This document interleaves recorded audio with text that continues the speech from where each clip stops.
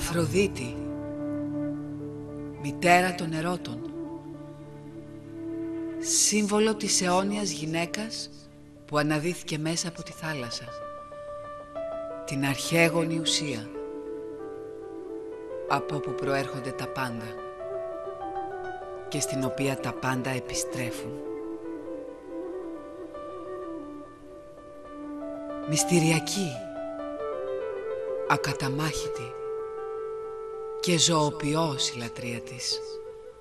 Αφυπνίζει, μεταμορφώνει και αναγεννά. Σαν θηλυκό μυθολογικό αρχέτυπο εκπροσωπεί τη θριαμβευτική ομορφιά και συνδέεται άμεσα με τη λατρεία της μεγάλης θεάς που προηγήθηκε της πατριαρχίας.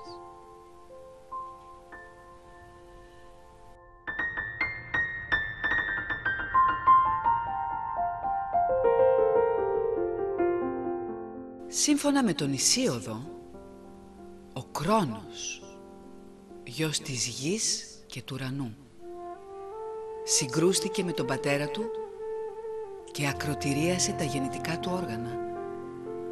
Ετούτα έπεσαν στην Κύπρο, στη θάλασσα της Πάφου, και από τους αφρούς των κυμάτων γεννήθηκε η Αφροδίτη.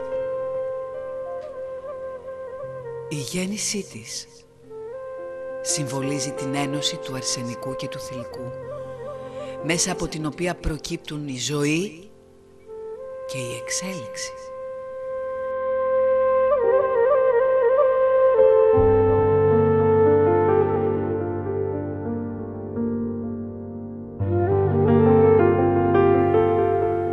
Κρατά το χρυσό κλειδί της ισορροπίας των αντιθέτων, του φωτός και του σκοταδιού, της ζωής και του θανάτου, του θριάμβου και του θρήνου, που βρίσκεται μέσα στην αγάπη και μπορεί να θεραπεύσει τα πάντα.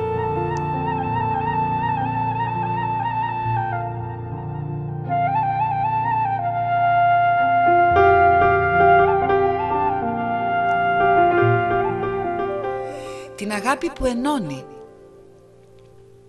και αποδέχεται όλα τα κομμάτια και απευθύνεται πρωταρχικά στον εαυτό και ακόλουθα σε όλα τα πλάσματα της φύσης.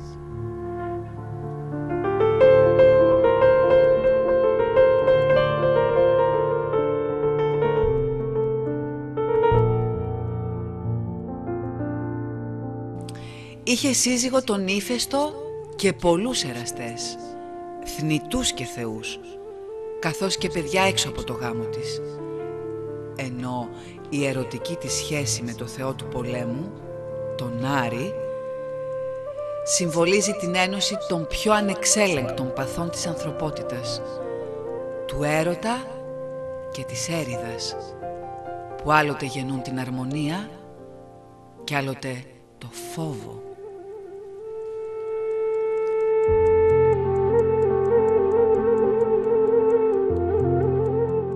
Λατρεύτηκε άλλοτε ως ουρανία, απόλυτη και αδέσμευτη από το χρόνο και τις συμβάσεις, και άλλοτε ως πάνδημη, εμπλεκόμενος στη ζωή, τις σχέσεις και τις συναρτήσεις τους, δίνοντας έτσι στους ανθρώπους τη δυνατότητα να συναντήσουν μέσα από τον ανθρώπινο έρωτα τη θεϊκή αγάπη.